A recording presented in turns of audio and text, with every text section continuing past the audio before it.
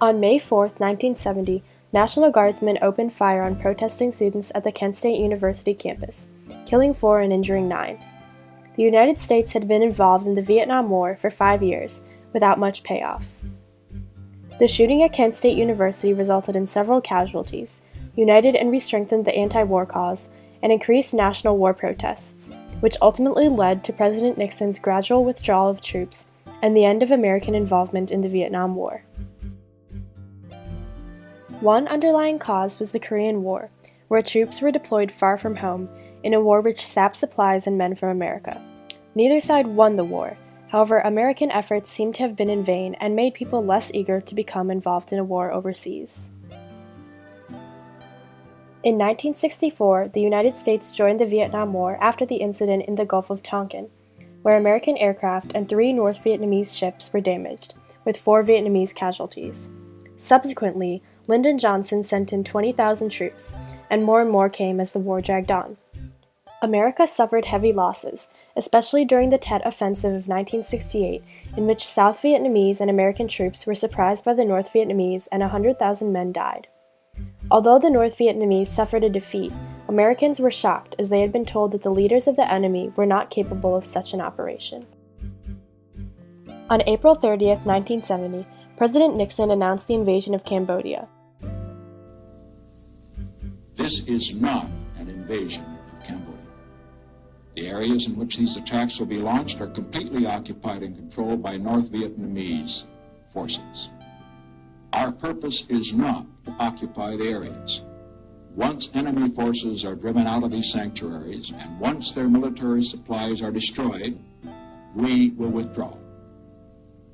These actions are in no way directed to the security interests of any nation. Any government that chooses to use these actions as a pretext for harming relations with the United States will be doing so on its own responsibility and on its own initiative, and we will draw the appropriate conclusions. His election platform had been based on stopping the war gradually and peacefully, but this broadcast would put more American effort into the war. The decision was made without the knowledge of Secretary of State William Rogers, the Defense Secretary Melvin Laird, or with the approval of Congress, making it extremely controversial and upsetting to the public. After being elected on a platform of peace with honor, which promised an end to the war in Vietnam, President Nixon shocks the nation by announcing the incursion of troops into Cambodia. My fellow Americans, the time has come for action. Yesterday, Nixon announced his decision to send American troops into Cambodia. Today, students buried a copy of the Constitution to protest the president's decision. A second gathering was planned for May 4th. Tonight, alcohol having been imbibed, students will participate in rowdy behavior and vandalism at downtown bars. Police will be involved, and tear gas will be used to end the disruption. After a crazed night, students helped with cleanup. However, tensions remained high. The National Guard was called in to take control of the situation. Only their actions failed, and the Reserve Officers Training Corps, known as the ROTC building, was set afire by protesters. Today is a comparatively calm day. The National Guard remains present and armed troops are dispersed around campus. At 9 p.m., the Ohio Riot Act was read near the Victory Bell. This act gave troops the right to shoot if actions became uncontrollable. To disprove the reasons for the act being enforced, students peacefully marched out. Despite the students' peacefulness, tear gas was thrown and some students were bayoneted by guardsmen as they attempted to escape. The students were ushered to their dormitories. By noon, 2,000 people were gathered in the University Commons. National Guardsmen remained on campus but were not aggressive towards students. Their peaceful nature diminished when students refused to disperse at order. Students of Kent State, we have you surrounded. Tear gas was thrown, however it proved ineffective due to a heavy wind. The guardsmen continued by channeling protesters into an enclosed space using bayonets. However, once there, protesters retaliated by throwing rocks and whatever they could find. Guardsmen were forced to retreat, and some students, believing the confrontation was over, returned to their classes. There was a lull, and then approximately a dozen guards turned and fired 67 bullets in 13 seconds. Oh my God, they shot me! 4 students were killed and 9 were injured. He said, "We waited to hear if there were any more bullets that were going to be fired, and there were none. And then, all you could hear in the air after that was screaming, crying, people shouting for ambulances. And then the shooting was over." And I walked up to Jeff Miller. I didn't know who he was then. I'd never seen a dead person outside of a funeral home. I started to bend down to help him, but I knew he was dead. And it dawned on me, they had really killed people. One student reflected that, "I think they were poorly led. I think their officers either lost control of the situation or they gave an order to fire. Either case, a tragedy resulted because of bad leadership of the National Guard." Poor leadership led to the loss of 4 lives. The first body brought into the morgue, as he discovered when he lifted the covering sheet, was that of a young girl. It was Allison Krauss. "I could see that she had been very beautiful in life," he recalls in his interview. "That's when I assumed that no one had shot guardsmen, that guardsmen had shot the people." The shooting left a solemn mood on campus. Tears, shock, rage, disbelief. On and around Blanket Hill, they would become commonplaces.